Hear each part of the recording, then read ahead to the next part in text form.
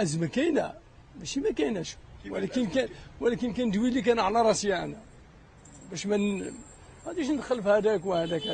الازمه كاينه راه باينه كلشي الناس كيشوفوا فيها. ماشي ما كايناش الازمه الماليه كاينه في العالم ماشي غير في المغرب. المعمول راه الناس الكبار هما اللي عارفين المعموله شنو. حنا واش عندنا معمول ما ندير.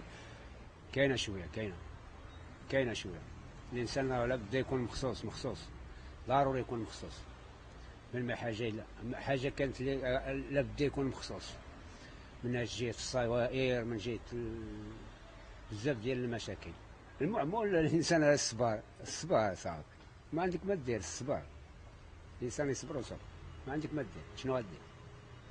الانسان اللي كيشد واحد قليل ما كيقدوش راه ما عنده ما يدير.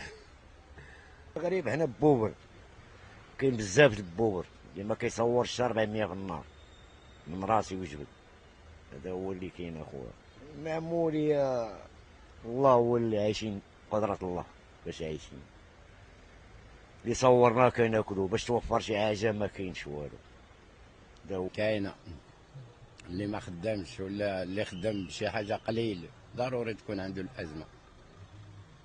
أزمة داخلنا للبلاد. أنا كارثة، أنا بحال عباد الله وعندي مسؤولية. خصك تخلص المصاريف وخصك تخدم.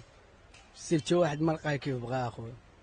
والله يدير شي تاويل ديال الخير وصاحبي. الشيء اللي غنقول الحمد لله ما كاينش ازمه في هذه البلاد. كاين البلاد المغرب احسن دوله في العالم، هي الثالثه في العالم لا بون بورجوا.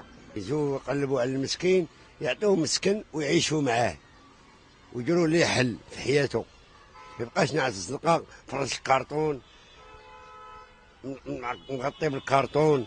راه هذه ماشي، هذه هي اللي كاينه في البلاد. وما هو راه كيدبر على رزقه كياكل وكيشرب.